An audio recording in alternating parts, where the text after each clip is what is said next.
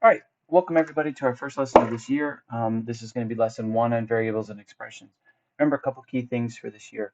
The first thing is going to be that as we go through these lessons, if there are 2 pages of notes, I'm going to split the video into 2 pieces. So first video will be first page, second video will be second page. There's 3 pages. You guys get the idea. Notes either be in my classroom or in Canvas, depending on what teacher you have.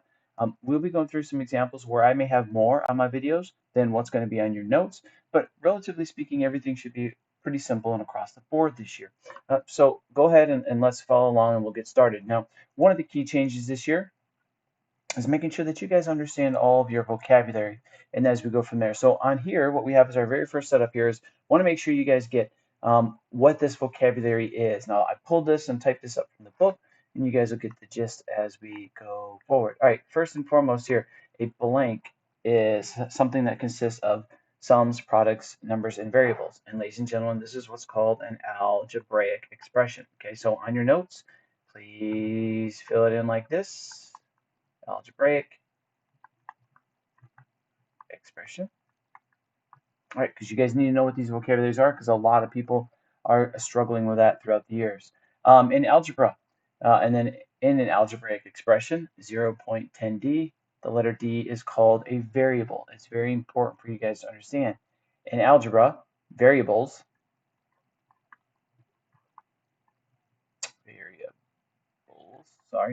are symbols used to represent unspecified numbers and values.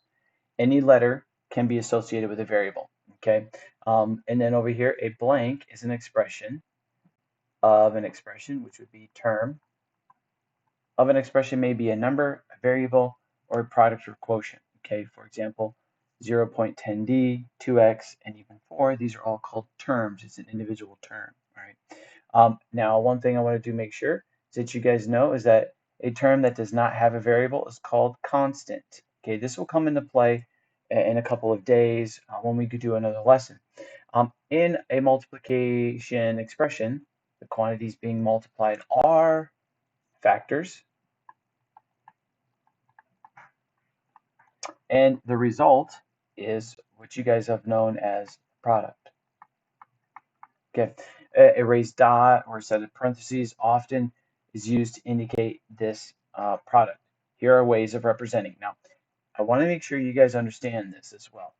This year, or a lot over the years, there's been a huge struggle I've seen with this. It's 3x, right? But it's, you call it 3x, but it's 3 times x. Okay, there's a multiplication sign in there. This even is going to come into play later on when we have 4 on the outside, and then we have something like x plus 3 on the inside. It's 4 times, so it's 4 times x, and then 4 times 3. Okay, so this is the beginning of making sure. I know this is review for a lot of you, but some of you may have struggled over the years, and my goal is always to make you better. Okay, an expression like x of n is called a power. All right, you guys all know this. The word power can also refer to the exponent. Okay, which is when we say the power of something, or I'll show you right here, which is the next word is the exponent. Indicates the number of times the base is used as a factor. Now, I know what that you may be saying to yourself is, what does that mean? Because that's not really your common day English. Just understand, guys, that when it says 3 to the power of 4, this is your base, and you're saying how many 3's are there, right? There are 1, 2, 3, 4. That's what that means. We talked about this before. You may have heard this since you're in 7th or 6th grade. It's going to be the same thing for you, okay? The base is x, and then the expression is read x to the nth power. All right, when no exponents is shown, it is understood to be a 1. For example, a equals a to the first. Now, we are going to talk a lot this year about the fact that you guys should know that when you see the letter x, okay, that technically speaking, there is a lot involved with the number x, or the letter x. For example, there's x, and then there's technically a 1 in front of us, but we don't write it. It's also to the power of 1, but we don't write that. It's also divided by 1. This and this is the same thing. It's going to be very important as we go through this year that you guys understand that even though it's just an x, technically speaking, there's a lot of 1's around it. I will hammer this to you guys and make sure you guys get it as you go forward. All right, so one of the first things we're going to do is write a verbal expression of an algebraic expression, right? All right, so first things here is we have 8. So you would write it out, 8. And then there's a multiplication sign there, so it would be 8 times. And then it would be x squared, right? 8 times x squared, that's what that means. Another way of writing it would be 8 times x to the power of 2. Both forms would be acceptable in this case, okay? All right, another example right here, same thing, right? So it'll be 3, whoops, I want you to write the word out. 3 times x, and we'll go this one to the power of 4.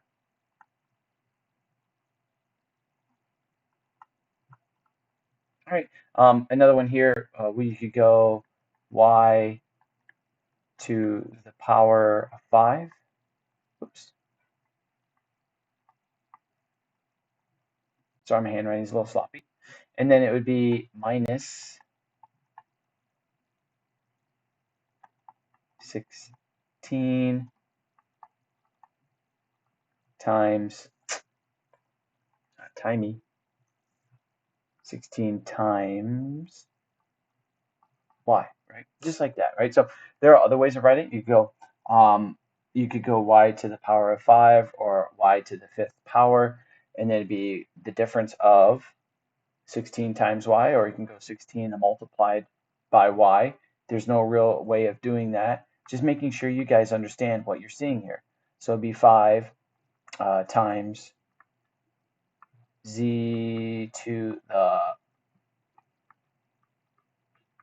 4th power.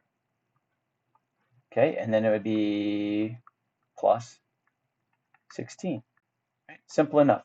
Not very complicated. Just make sure you guys understand what you're saying and that you can write these out as you do the verbal expressions. All right, what I want you guys to do is do these ones on your own real quick, and then I will go through, pause the video, and then I'll walk through you guys these examples. All right, hopefully you guys pause these videos up and just pretty simple, right? So this one here would be 2 times m would be the easiest way to write it. Just know it all could be 2 multiplied by m, okay, or m multiplied by 2. Doesn't matter, it'd still be 2 and an m in front of it. You have 2 times a, and then I would go minus, and that's a weird I, 6. This one here would be w. Let me show you 2 ways of doing this. Be w minus, and then you spell out 24. Or the one that you guys need to have is it would be 24 less than w. Okay, so what you guys need to understand is that that's another way of actually writing it, and we'll cover that later as we go through. Most of the time you'll see things written left to right. You can write it left to right. The only exception is when you see the word less than. Then you actually do have to flip the variables, which can be kind of complicated. This one here would be 16 times u squared, and then finally minus 3. Okay, whoops, not the or 3. A little crazy on that one. Minus 3. All right, so that's it for this lesson. Make sure you guys, if you're comfortable with what you're doing now, go ahead and start working on the homework. Flip over to page 2 or watch the second part if you're struggling with the backside.